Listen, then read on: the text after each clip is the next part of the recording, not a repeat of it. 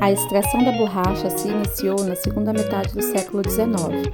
Com o desenvolvimento da indústria de automóveis e de bicicletas, era necessária borracha para fazer os pneus e diversas outras peças. Ela trouxe destaque econômico para a região amazônica, e entre 1898 e 1910, a borracha correspondia a mais de 25% das exportações brasileiras. Muitos nordestinos migraram para a região amazônica para trabalharem na extração do látex. Com o ciclo da borracha, milhares de pessoas se mudaram para a região amazônica e cidades como Manaus e Belém cresceram rapidamente. Suas populações aumentaram de tamanho e a prosperidade trouxe grande infraestrutura para ambas as cidades. A prosperidade proporcionada pelo ciclo da borracha fez com que teatros, palácios, cinemas, prédios e outras construções fossem realizadas em Manaus e Belém. Além disso, elas passaram a contar com energia elétrica, linhas de bondes elétricos, serviços de telefonia, água encanada, sistema de esgoto, iluminação pública com energia elétrica e outras coisas. Isso fez com que essas duas cidades, Manaus, capital do Amazonas, e Belém, capital do Pará, se tornassem as mais avançadas em questão de infraestrutura do país no começo do século XX. A prosperidade se justificava pelo fato de a borracha ser o segundo item mais exportado do Brasil e pelo fato de o principal comprador da borracha brasileira ser a Inglaterra, que pagava em libras esterlinas. Entretanto, a pobreza dos trabalhadores era um contraste à opulência e riqueza dessas cidades. A maioria dos indivíduos que foram para a região trabalhar com látex e com a borracha eram pessoas do Ceará. Acredita-se que esse grande fluxo tenha sido causado pelas fortes secas que atingiram o Ceará no final do século XIX. Essas pessoas eram transportadas para a Amazônia em condições bastante ruins e os trabalhadores nos seringais ficavam à mercê dos interesses de seus patrões. Não era oficialmente um trabalho escravo, pois a escravidão já havia sido abolida, mas na prática era quase a mesma coisa. Os trabalhadores recebiam um valor muito baixo pelos seus serviços e contraíam grandes dívidas com o patrão, comprando alimentos e ferramentas de trabalho na venda do patrão.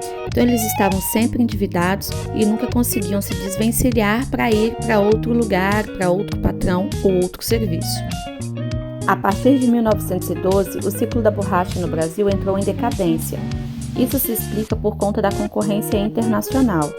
Ingleses e holandeses conseguiram contrabandear sementes e cultivar seringueiras em suas colônias na Ásia e foram responsáveis por produzir borracha de boa qualidade com preços muito melhores do que os oferecidos pelo Brasil. Com isso, essa atividade econômica em território nacional entrou em decadência rapidamente. Em 1915, a borracha produzida na Ásia já controlava 68% do mercado internacional. Na década de 1940, houve um segundo ciclo da borracha que foi incentivado pelo consumo norte-americano durante a Segunda Guerra Mundial, sobretudo quando o Japão tomou o controle da produção do item na Ásia. Mas esse segundo ciclo perdeu força quando a guerra se encerrou em 1945.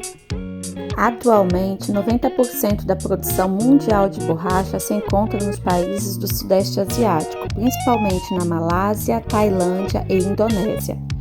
No Brasil, a produção está concentrada nos estados de São Paulo, Mato Grosso e Bahia. Como os custos de produção são maiores do que os preços da borracha vindo dos países asiáticos, o governo viu-se obrigado a pagar a diferença para estimular o produtor brasileiro. Desde 12 de agosto de 1997, o Brasil tem a Lei da Borracha, que concede ao avicultor subvenção econômica. Desde quando a lei foi criada até hoje, o governo já pagou 371 milhões de reais para 440 mil toneladas de borracha natural produzida. Mesmo assim, o Brasil ainda consome mais do que produz.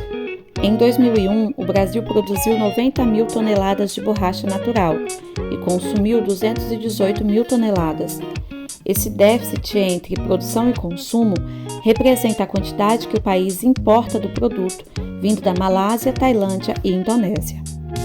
A história da borracha brasileira é realmente bem interessante e ela nos leva para outros assuntos bastante curiosos, como é o caso da cidade fantasma de Fordlândia. Você já ouviu falar dela?